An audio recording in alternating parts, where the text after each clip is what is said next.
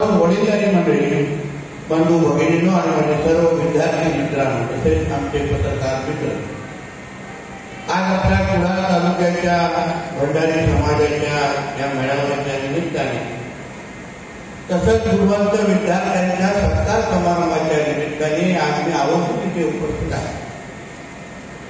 माझ्या अगोदर सगळ्यात मान्यवर आहे. या कार्यक्रमामध्ये मी कसा आलो, कसं आमंत्रण दिलं याचा उल्लेख केलेला आहे. फक्त एका व्हॉट्सअपवर एक मंत्री येतो ह्याचा आपल्या राज्यात आणि देशात आश्चर्य करायला वाटतं आणि उल्लेख करायला वाटतो. मला हाच कळीचा मुद्दा. शेवटी आम्ही सगळे जनसेवक आहोत, आपल्या सगळ्यांचे सेवक आहोत.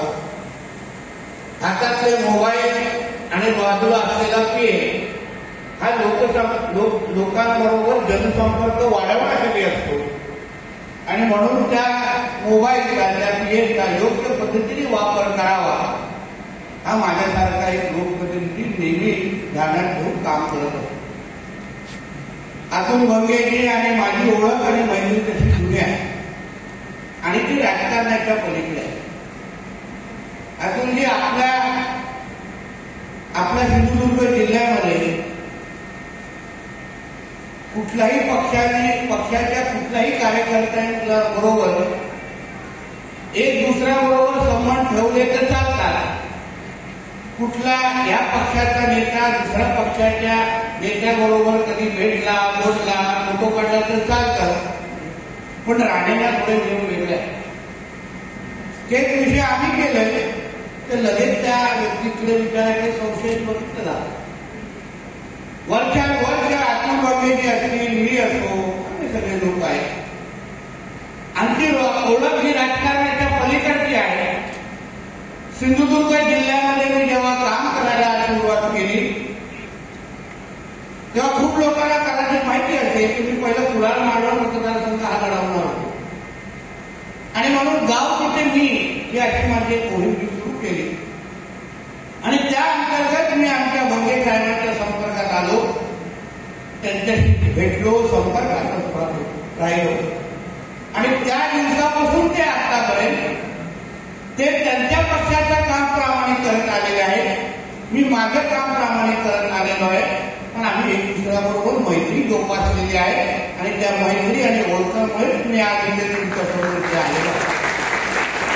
शेवटी हेच आपण सगळ्या जणांनी जोपासलं पाहिजे. मी नेहमी बोलतो, माझ्या इथे कोणी जिल्ह्यामध्ये शत्रू नाही. मी सगळ्यांशी बोलतो, सगळ्यांशी संवाद करतो. हा राजकीय स्पर्धेत आम्ही सगळ्यांनी आहोत एक दुसऱ्या. कारण का निवडणूक आल्यानंतर आम्हाला आपल्या पक्षाची जबाबदारी पार पाडायला लागते. त्यांना त्यांच्या पक्षाच्या वतीने माझ्या विरोधात बोलायला लागतं, मला माझ्या पक्षाच्या विरोधात त्यांच्या तिथे उमेदवार द्यायला लागतो. हा खेळीमेळीचं वातावरण, अशा पद्धतीचं वातावरण आपल्या सिंधुदुर्ग जिल्ह्यामध्ये असलंच पाहिजे असं मानणार आहे. आणि म्हणून कोण माझ्याबरोबर दिसला, जसं गेल्या आठवड्यात एकाची तुम्ही विकेट काढली तसं अजून एक विकेट कृपया काढू नका. आमची मैत्री ही राजकारणाच्या पलीकडची आहे आणि जसं पत्रकार एका चॅनलच्या दुसऱ्या चॅनलच्या बरोबर संध्याकाळी जेवायला बसतो तसं आम्हीही एक दुसऱ्याबरोबर ओळख निश्चित पद्धतीने ठेवतो. त्याच्यामध्ये काही आश्चर्य करण्याची गोष्ट नाही.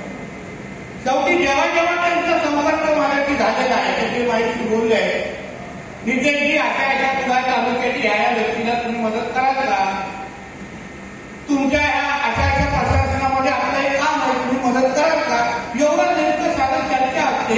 आमच्या संबंधाचा फायदा अगर सिंधुदुर्गच्या जनतेला अगर होत असेल तर मला असं वाटतं ही मैत्री आपण काही मैत्रीची कौतुक करायला पाहिजे. आणि म्हणून जेव्हा हक्काने त्यांनी मला व्हॉट्सअप केलं, मला मंत्रीजी येतो, नक्की येतो. काल गुजरातला होतो, त्याच्या अगोदर अधिवेशनात होतो, अधिवेशन संपवलं, काल गुजरातचा दौरा केला आणि आज सकाळी 7:15ची फ्लाईट पकडून हे तिथे आलेला आहे. शेवटी माझ्यासाठी हा कार्यक्रम महत्वाचा आहे, माझ्यासाठी संबंध जोपासणं महत्वाचं आहे. माझ्यासाठी इथे उपस्थित असलेला प्रत्येक विद्यार्थ्यांचं भविष्य घडत असताना माझा हातभार कसा लागतो त्याबद्दल मी तुमच्याशी संवाद साधण्याची मला संधी भेटते. ही संधी माझ्यासाठी महत्वाची आहे. तर मला नेहमी वाटतं गुणवंत विद्यार्थ्यांचा सत्कार किंवा गुणवंत विद्यार्थी आमच्या सिंधुदुर्ग जिल्ह्यातले, आमच्या सिंधुदुर्गाचे जे तरुण आहेत, तरुणी आहेत, हे आमच्या जिल्ह्याचे ऍसेट आहे. आणि म्हणून जेव्हा मी अशा पद्धतीच्या कुठल्या कार्यक्रमाला जातो, आपल्याशी बोलतो, काही लोकांचा सत्कार करतो, तर मला असं वाटतं की मी जिल्ह्याच्या भविष्यामध्ये माझी गुंतवणूक करतो.